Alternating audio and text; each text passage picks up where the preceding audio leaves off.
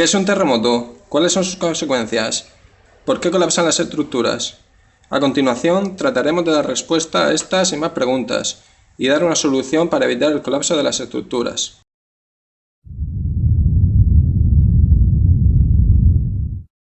Un terremoto, también llamado sismo o seísmo, es un fenómeno de sacudida brusca y pasajera de la corteza terrestre, producido por la liberación de energía acumulada en forma de ondas sísmicas. Los más comunes se producen por ruptura de fallas geológicas, aunque también pueden ser producidos por la fricción en el borde de placas tectónicas, procesos volcánicos o incluso ser producidos por el hombre al realizar pruebas de detonaciones nucleares subterráneas. El punto en que se libera la energía se conoce como foco del terremoto o hipocentro, siendo el epicentro el punto de la superficie terrestre directamente sobre el hipocentro. El movimiento sísmico se propaga mediante ondas elásticas, similares a las del sonido, a partir del hipocentro. Las ondas sísmicas que encontramos son de dos tipos, internas y superficiales. Las ondas internas se dividen a su vez en dos, ondas longitudinales, primarias o P, y ondas transversales, secundarias o S. Ondas primarias, o P. Se trata de ondas longitudinales o de compresión, lo cual significa que el suelo es alternadamente comprimido y dilatado en la dirección de la propagación. Circulan en el interior de la Tierra, donde atraviesan líquidos y sólidos y son las primeras que registran los aparatos de medición o sismógrafos. Ondas secundarias o S.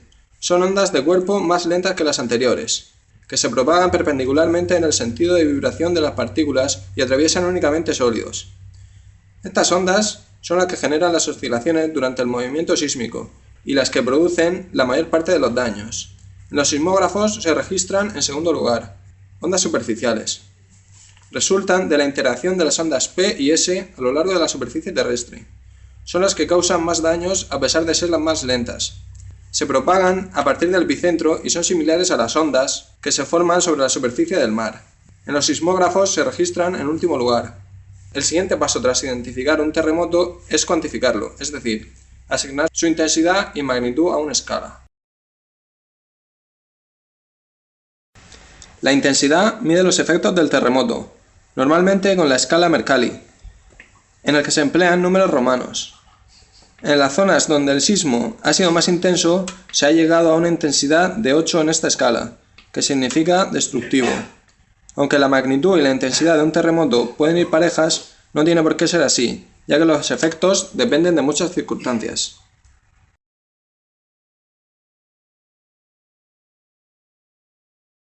La magnitud se refiere a la cantidad de energía liberada a causa del sismo, y comúnmente se mide en la escala Richter. La escala Richter, también conocida como escala de magnitud local, es una escala logarítmica arbitraria que asigna un número para cuantificar la energía que libera un terremoto.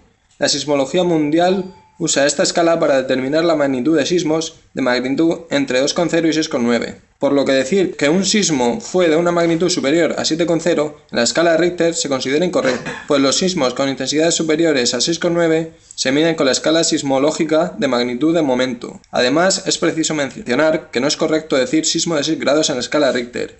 6 es un orden de magnitud, no son grados. Por último, cabe destacar que la mayor liberación de energía que ha podido ser medida fue durante el terremoto ocurrido en la ciudad de Valdivia, Chile, el 22 de mayo de 1960, el cual alcanzó una magnitud de momento de 9,5.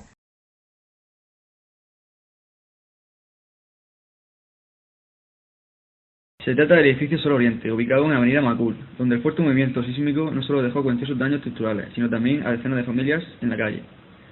Tal fue el deterioro que a pocos días del ocurrir el sismo, los técnicos declararon inhabitable los dos edificios que lo componen y decretaron su demolición ante el peligro que suponía para los propietarios. El deterioro del edificio se debió a una falla estructural causada por la mala colocación del armado, el cual estaba cortado por poseer amarres de mala calidad y una mala ejecución. Como consecuencia se han producido fallos en la unión de la armadura de los pilares y las vigas, generándose un gradeo en los pilares y el colapso de algunos pilares en el sótano. A continuación se muestran varias imágenes con su motivo de rotura. Se produjo una rotura por compresión en el muro estructural, dejando al descubierto parte del armado en ambos sentidos, mientras que en la siguiente se puede observar un deslizamiento de la armadura en sentido vertical y horizontal debido a una mala construcción y diseño. En esta tercera imagen apreciamos el efecto de la cizalladura que originó el terremoto, que provocó la rotura en bruto del armado del pilar. Esta sería la descripción gráfica de las causas del colapso. Una de las causas que se pueden apreciar en el diseño de edificios son los núcleos rígidos del edificio, que se encuentran separados de la línea del centro de gravedad, generando un momento en los pilares inferiores. A todo ello hay que sumarle la mala colocación de los estribos en los pilares. Otro de los motivos, y quizás el más importante, es el de piso blando. En el último año se ha construido mucho este tipo de edificios más flexibles, con menos muros estructurales en la base. Había confianza en ese diseño porque hubo muchos avances, mucha innovación en la calidad de los materiales de construcción. Pero durante los sismos severos, incluso a veces los sismos moderados, en el piso blando se produce un gran desplazamiento lateral, que se traduce en la centricidad de la carga vertical proveniente de los pisos superiores, rigidizados por los tabiques. Esto da lugar a un momento que debe ser guiado por los momentos flectores generados en los extremos de las columnas del piso blando. La responsabilidad no es única, ya que tanto la constructora como el proyectista cometieron sendas negligencias. En primer lugar, el proyectista no diseñó de manera adecuada el piso blando, además de no supervisar la ejecución de la obra. Por otro lado, la constructora empleó materiales de calidad inferior a la fijada, tal y como se demostró en el posterior inspección técnica. En cuanto al doblado de los estribos, es una tarea artesanal, cuya calidad depende de la maestría del herrador y de la supervisión de un responsable cualificado. Podemos afirmar que la ejecución no fue la correcta, ya que la forma ideal de doblar los estribos se determina en la norma sismológica chilena, la NCH 433 de 1996, vigente cuando se construyó el edificio. Los estribos deberían ser amarrados de forma que los ganchos formasen un ángulo de 135 grados con la horizontal, ya que de este modo los pilares soportarían mejor las fuerzas cortantes. Para el caso de este edificio con el piso blando, habría que resolver el problema mediante la rigidización de este piso, con la dirección de muros de hormigón armado, sin importar que se pierdan algunos espacios, en vista que es preferible perder dicho espacio a poner en peligro la integridad de la estructura y con ella las vidas humanas.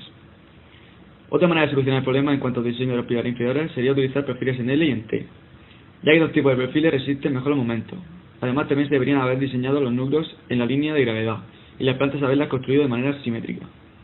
Colapso del edificio Alto Río en Santiago de Chile, 27 de febrero de 2010. El edificio Alto Río, construido por la empresa Socovil en Santiago de Chile, estaba compuesto por 15 plantas y un subterráneo, alcanzando los 40 metros de altura. Presumía de ser un espectacular y moderno edificio, con alta calidad constructiva. Sin embargo, el 27 de febrero de 2010, a las 3 horas y 34 minutos, un fuerte terremoto produjo su colapso, dejando más de 60 heridos y 8 víctimas mortales bajo sus escombros. A continuación, veremos las fases del derrumbamiento, las causas que lo produjeron y algunas de las posibles soluciones que pudieron evitar esta tragedia. Etapas del sismo. En la primera etapa se produce un balanceo. En la segunda, ese balanceo pasa a ser una ondulación. La tercera termina en resonancia, tras la cual el edificio se viene abajo.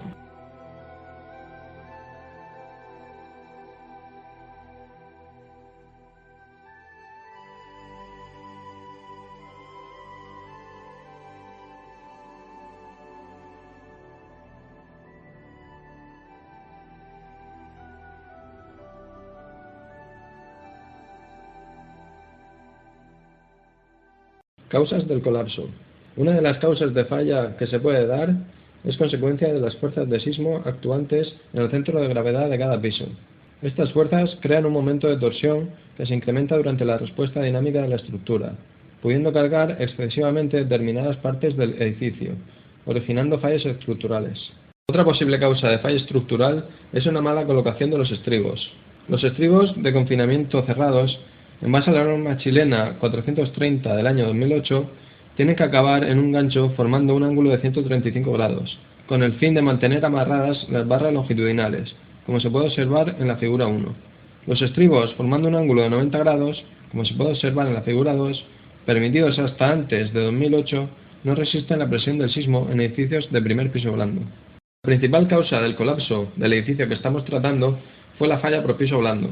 Este tipo de falla aparece en aquellos edificios aporticados, compuestos básicamente por vigas y columnas, donde el piso en cuestión presenta alta flexibilidad debido a la escasez de muros, que impide reducir los desplazamientos laterales causados por los terremotos. Los pisos adyacentes serán relativamente más rígidos, ya que contienen mayor cantidad de muros. En este edificio, el piso blando se destinó como cochera para los vecinos de Alto Río. Una posible solución al problema del piso blando es la creación de un pequeño parking cerca del edificio. De este modo, al piso blando se le añadirían diversos muros de hormigón y tabiques, para que tuviera una rigidez similar a la del resto de pisos, y así poder evitar el colapso.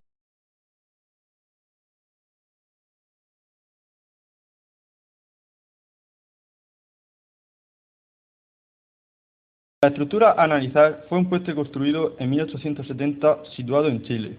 El 27 de febrero de 2010 ocurrió un terremoto, el cual fue de 8,3 en la escala de momentos.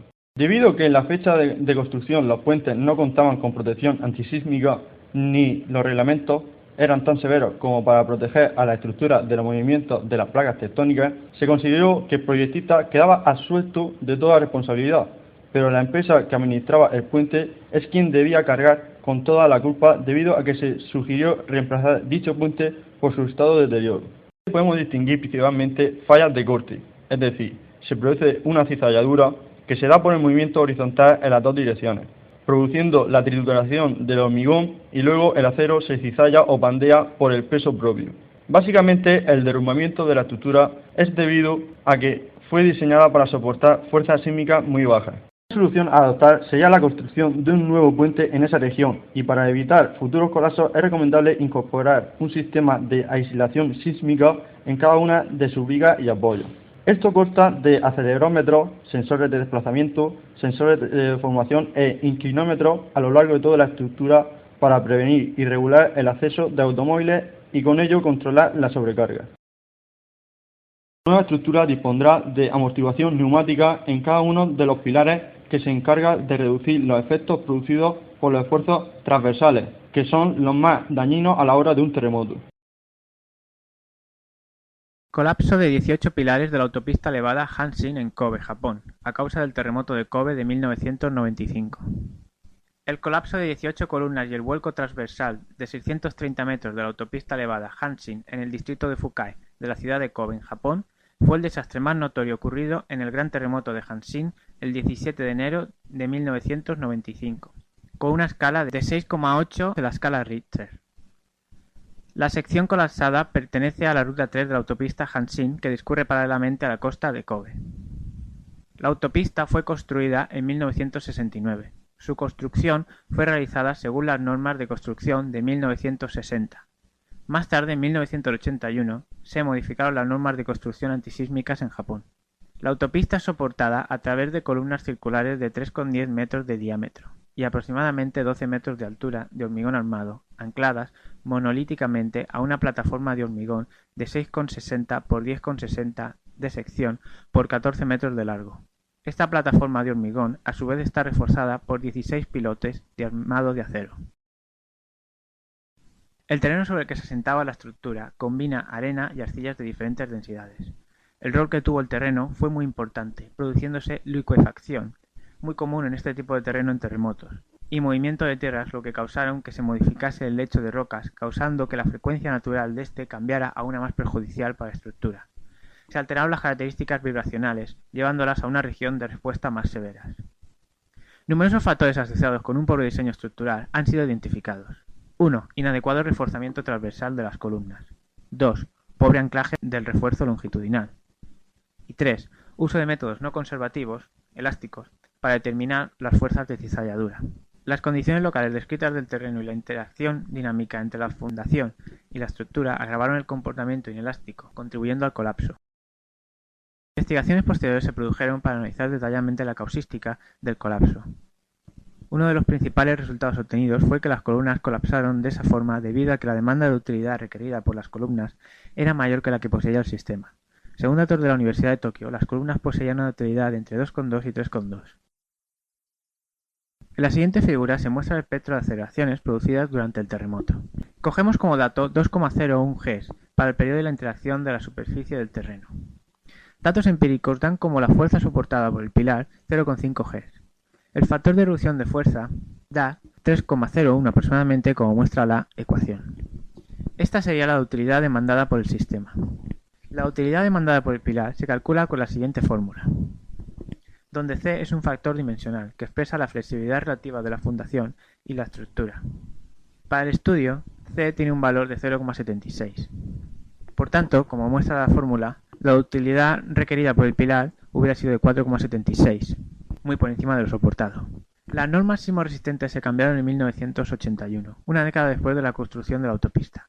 Las nuevas normas no poseían retroactividad, por tanto cualquier responsabilidad que se pudiese tener en la catástrofe debía recaer sobre el gobierno japonés, que es el propietario de la construcción, y posibles modificaciones para haberlo adecuado a las nuevas normas. La principal causa del colapso de los pilares fue el pobre esforzamiento para aguantar las fuerzas de cizalladura ocasionadas por el terremoto. La catástrofe se podría haber evitado habiendo diseñado los pilares con mayor esfuerzo. Se podía haber adoptado a posteriori la construcción de refuerzos en los apoyos para evitar el vuelco de la estructura.